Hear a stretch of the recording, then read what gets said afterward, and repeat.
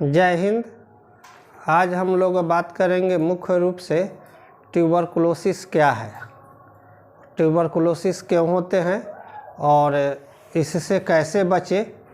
इन सभी महत्वपूर्ण तथ्यों पर हम लोग बात करेंगे। तो चलिए शुरू करते हैं। हम लोग सबसे पहले जानते हैं कि ट्यूबरकुलोसिस क्या है। तो यहाँ हम सबसे पहले हम लोग देखते हैं कि ट्यूबरकुलोसिस को हम लोग 4 नामों से जानते हैं। ट्यूबरकुलोसिस क्या है, इसको हम लोग तपेदिक भी कहते हैं। तपेदिक, यक्ष्मा और राज रोग, ये 4 नामों से हम लोग ट्यूबरकुलोसिस को जानते हैं। और चारों नामों के पीछे कुछ न कुछ रीज़न है। इस रीज़न के बारे में हम लोग जानेंगे नेक्स्ट वीडियो में। तो हम लोग आगे बढ़ते हैं। सबसे पहले देखते हैं कि ये ट्यूबरकुलोसिस क्यों होता है। ट्यूबरकुलोसिस का मुख्य कारण ये बैक्टीरियल डिजीज है और ये बैक्टीरिया के इन्फेक्शन से होता है। और ये बैक्टीरिया कौन सी बैक्टीरिया है, तो माइक्रोबैक्टीरियम ट्यूबरकुलोसिस। बैक्टीरिया का नाम है माइक्रोबैक्टीरियम ट्यूबरकुलोसिस के इन्फेक्शन से ये रोग होता है, जिसको हम लोग ट्यूबरकुलोसिस कहते हैं या टीबी भी इसको कहते हैं, यक्ष्मा या राज रोग भी कहते हैं। अब आगे देखते हैं कि ये माइक्रोबैक्टीरियम ट्यूबरकुलोसिस किस तरह से इन्फेक्शन पहुंचाता है मनुष्य को और ये कैसे होते हैं। तो सबसे पहले हम लोग जान लेते हैं कि टीबी शरीर के किस किस भागों में होता है और ज़्यादातर किन किन अंगों में होता है। तो सबसे पहले हम लोग देखते हैं कि प्लूरल ट्यूबरकुलोसिस, यानी कि लंग्स, फेफड़ा या डायफ्राम का जो भाग होता है वहाँ पर जो ट्यूबरकुलोसिस होते हैं, उस ट्यूबरकुलोसिस को हम लोग प्लूरल ट्यूबरकुलोसिस कहते हैं। जब ये इंटेस्टाइन में होते हैं, आंत में होते हैं, तो उसको हम लोग इंटेस्टाइनल ट्यूबरकुलोसिस कहते हैं। और यही जब लिम्फ नोड में होते हैं तो उस टीबी को हम लोग लिम्फेटिक ट्यूबरकुलोसिस कहते हैं। और यदि अगर उससे बोन प्रभावित होता है तो हम उसको बोन ट्यूबरकुलोसिस कहते हैं। और यदि ब्रेन का कोई हिस्सा प्रभावित होता है उसको हम लोग ब्रेन ट्यूबरकुलोसिस कहते हैं। उसमें मुख्य रूप से ग्रे मैटर और वाइट मैटर जो ब्रेन के अंदर होते हैं वही प्रभावित होते हैं। तो यह जो ट्यूबरकुलोसिस है या माइक्रोबैक्टीरियम ट्यूबरकुलोसिस का जो इन्फेक्शन होता है शरीर के विभिन्न भागों में होता है और ये हर उम्र में होता है। इसका एक कोई फिक्स उम्र नहीं है। छोटे बच्चे से लेकर और वृद्धावस्था तक इसका इन्फेक्शन होते रहता है। तो हम लोग ये जान गए कि मुख्य रूप से जो ट्यूबरकुलोसिस होता है वह बैक्टीरिया के इन्फेक्शन के द्वारा होता है और उस बैक्टीरिया का जो नाम है माइक्रोबैक्टीरियम ट्यूबरकुलोसिस। अब हम लोग देखते हैं कि ट्यूबरकुलोसिस जिस बैक्टीरिया से होता है उस माइक्रोबैक्टीरियम ट्यूबरकुलोसिस का नेचर क्या है और वो किस प्रकार के होते हैं। तो माइक्रोबैक्टीरियम ट्यूबरकुलोसिस का जो बैक्टीरिया होता है वो क्या होते हैं कि उनका जो नेचर होता है, सबसे पहला एसिड फास्ट बेसेलाई होते हैं। वो क्या होते हैं, acid fast bacilli, food poisoning, non sporing, उनमें स्पोर नहीं होता है। और वो क्या करते हैं, जहाँ पे अपना होस्ट बनाते हैं तो एक कॉलोनी के रूप में अपने होस्ट को वो डेवलप करते हैं। धीरे धीरे उस ऑर्गन को वो खोखला करते चले जाते हैं। इस कारण से क्या होता है कि मनुष्य धीरे धीरे, जिस व्यक्ति को माइक्रोबैक्टीरियम ट्यूबरकुलोसिस का इन्फेक्शन हो जाता है वो व्यक्ति धीरे धीरे क्या होता है, कमज़ोर होने लगता है और उससे वह प्रभावित होने लगता है। तो जब वह प्रभावित होने लगता है तो उनके शरीर में विभिन्न प्रकार के साइन और सिम्टम दिखाई देने लगते हैं। तो सबसे पहले अब हम सिम्टम पे बात करते हैं कि अगर कोई व्यक्ति ट्यूबरकुलोसिस से ग्रसित है तो उस व्यक्ति में किस प्रकार के साइन और सिम्टम दिखाई देंगे। तो अलग अलग ट्यूबरकुलोसिस का अलग अलग साइन और सिम्टम है, लेकिन कुछ नॉर्मली जो सामान्य तौर पर कुछ ऐसे लक्षण भी हैं जो सभी ट्यूबरकुलोसिस में दिखाई देते हैं। तो सबसे पहला जो इनका लक्षण है मुख्य रूप से वह लक्षण है क्या है, एनोरेक्सिया। उन्हें क्या हो जाएगी, भूख की कमी, भूख का कमी होगा और भूख की कमी के कारण जब व्यक्ति को एनोरेक्सिया हो जाएगा तो वहाँ क्या हो जाएंगे, भूख की कमी हो जाएगी तो बॉडी में वीकनेस आ जाएगा, और जैसे ही वीकनेस आएगा बॉडी में तो वो अपने आप को लेथार्जीपन महसूस करने लगेंगे, लेथार्जी हो जाएंगे, यानी कि सुस्त पड़ने लगेंगे।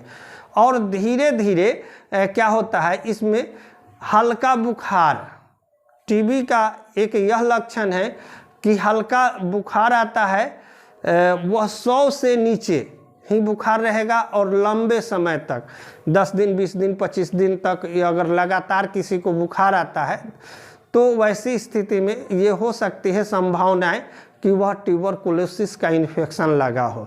लेकिन इसमें उस बुखार को पहचानने के लिए मुख्य जो कारण है कि बुखार 100 से नीचे रहेगा, और पीठ से क्या होगा, ट्यूबरकुलोसिस से ग्रसित व्यक्ति में जब उसको बुखार आएगा और ये बुखार रात्रि के समय आएगा, संध्या के जब होगा और रात्रि में बुखार आएगा और फिर सुबह में व्यक्ति नॉर्मल हो जाएगा, और बुखार जब आएंगे तो पीठ से पसीना आना प्रारंभ हो जाएगा।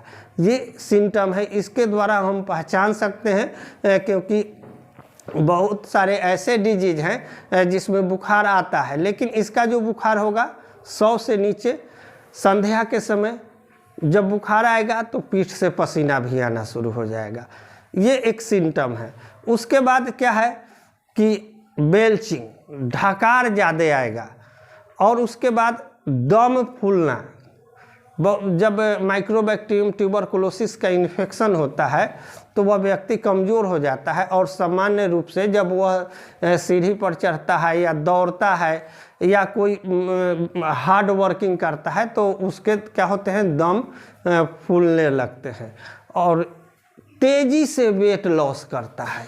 यह मुख्य सिम्टम है कि ट्यूबरकुलोसिस से इन्फेक्टिव व्यक्ति में उसका वेट लॉस काफ़ी तेज़ी से होता है। यहाँ तक कि यदि व्यक्ति नॉर्मली स्थिति में 60 केजी का है या 70 केजी का है, अगर ट्यूबरकुलोसिस से इन्फेक्शन होता है तो कुछ ही दिनों में उसका वेट तेज़ी से लॉस करेगा और वेट हो सकता है 40 केजी आ जाए। तो इस तरह ये सिम्टम है। उसके बाद है कि उन्हें भूख की कमी हो जाएगी, भूख नहीं लगेगा, लेथार्जीपन महसूस करने लगेंगे।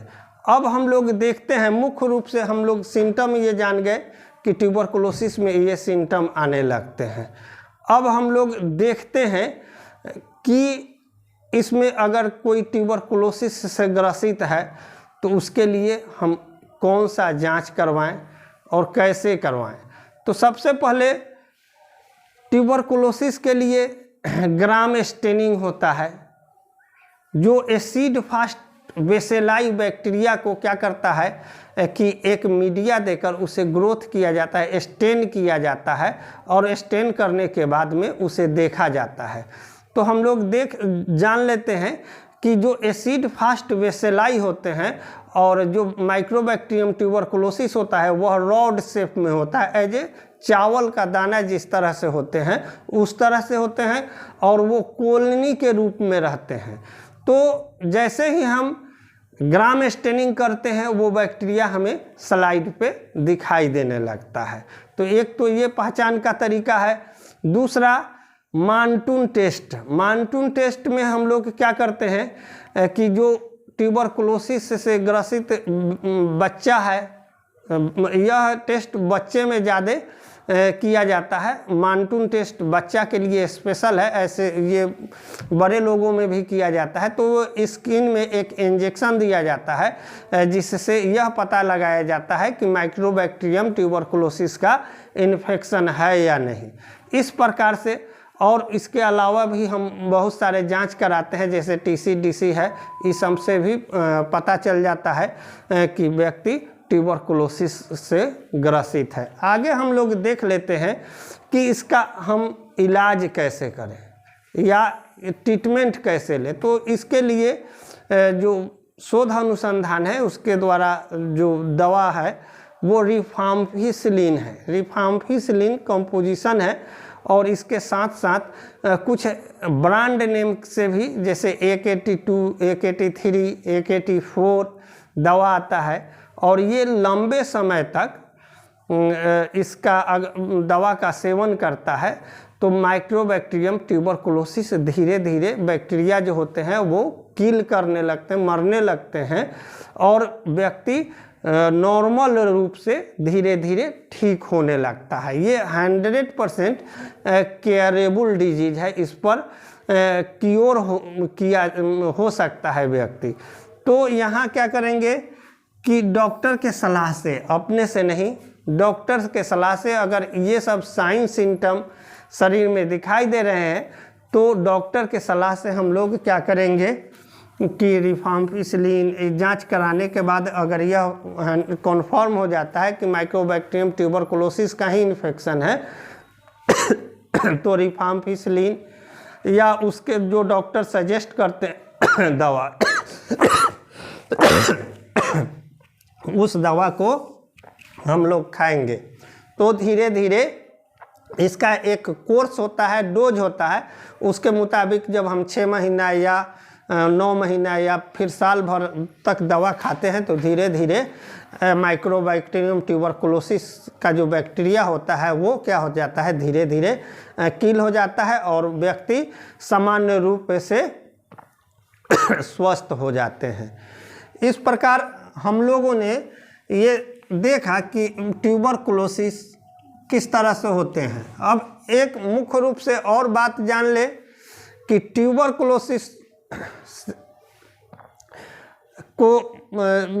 ट्यूबरकुलोसिस के छुटकारा के लिए क्या किया गया कि राष्ट्रीय स्तर पर बच्चों में ये टीकाकरण किया जाता है और जो टीका दिया जाता है BCG का जो प्राथमिक स्वास्थ्य केंद्र पर या बच्चे को जो दिया जाता है शुरू में 2-3 डोज दिया जाता है तो उसमें BCG का जो डोज पड़ता है वह मुख्य रूप से क्या करता है, माइक्रोबैक्टीरियम ट्यूबरकुलोसिस के इन्फेक्शन को रोकने के लिए ही दिया जाता है।